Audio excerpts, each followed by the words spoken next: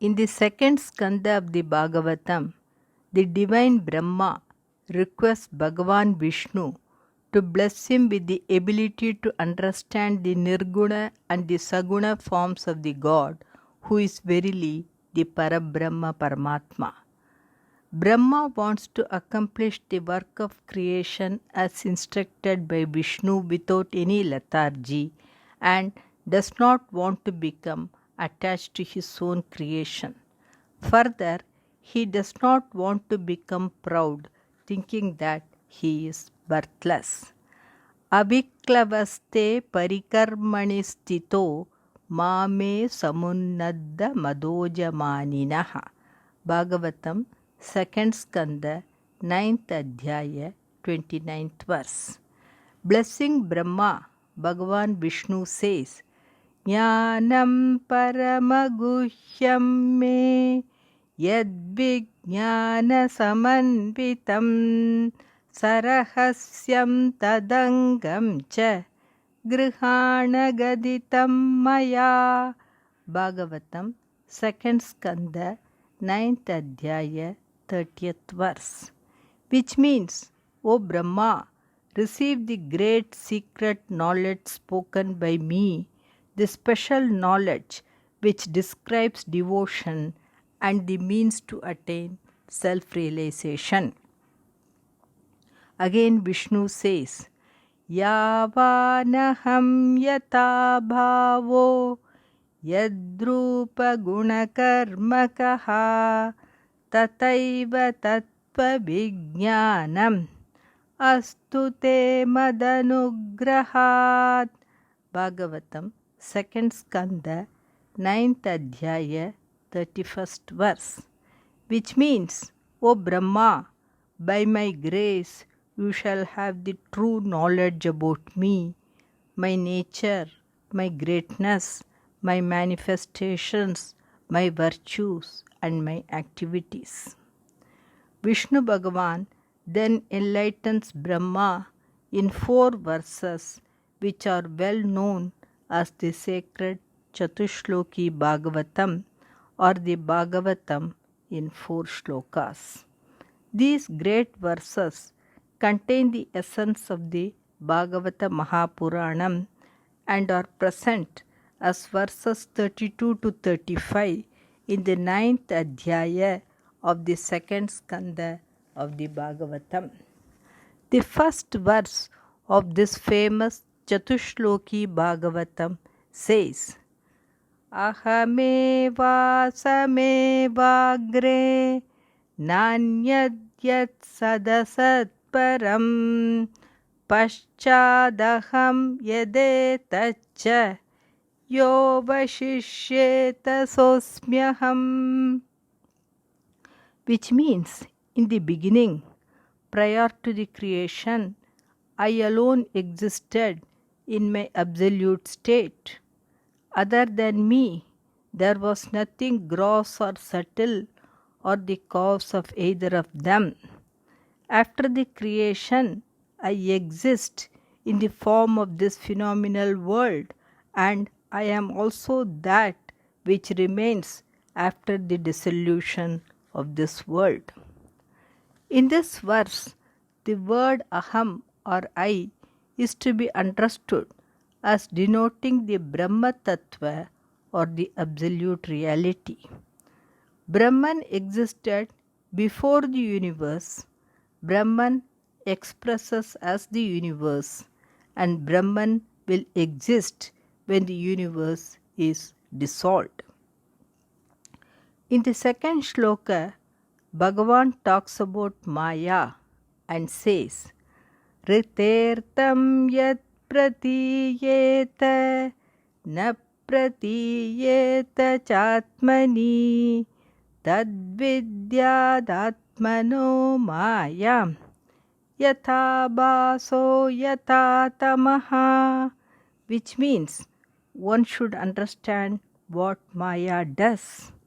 It makes the unreal thing appear as real, like the reflection of the moon appears like a second moon. Maya also conceals me, even though I am always present, like the planet Rahu is concealed in the midst of other luminaries. Because of Maya, the truth is not experienced, and what is unreal is experienced. Because of Maya, the reality or Brahman is concealed and the world is perceived. In the third verse of the Chatushloki Bhagavatam, the God talks about the world and his existence in it. He says, Yata mahanti bhutani bhuteshu chavacheshvanu pravishtanya pravishtani tata teshu nateshvaham, which means just as the five great elements can be said to have entered all beings high and low, and yet can be said not to have entered them, in the same way I am in them, yet not in them. All the beings, high and low, are made up of the Pancha Mahabhutas, the five great elements Prithvi, Up, Teja, Vayu, Akasha, or the earth, water, fire, air, and space. The five elements, being the material cause of the universe, pervade all beings and are said to have entered the beings. Now let us see how the elements have not entered the beings.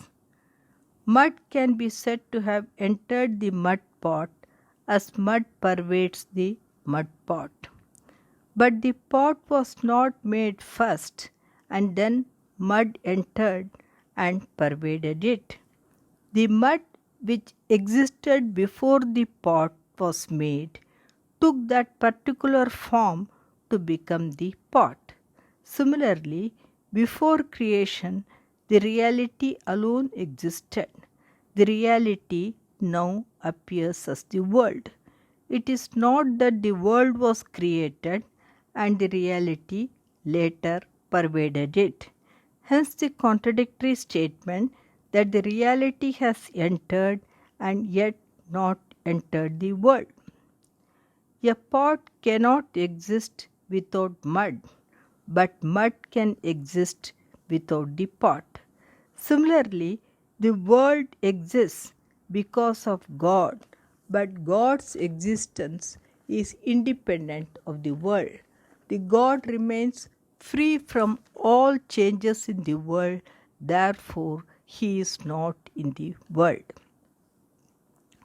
In the fourth shloka of the Chatushloki Bhagavatam, Bhagavan says, Etavadeva jignasyam tattva jignasunatmanaha anvayavyatirekabyam yat syat sarvatra sarvada, which means he who is eager to know the truth of the self should inquire into and ascertain that reality alone which is proved to exist everywhere and at all times, whether he understands it by the negative process excluding everything as not that, or by the positive method of affirming everything as that.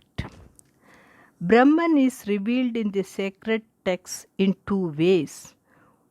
One by the method of Vyatireka or negation, and another by Anvaya or assertion.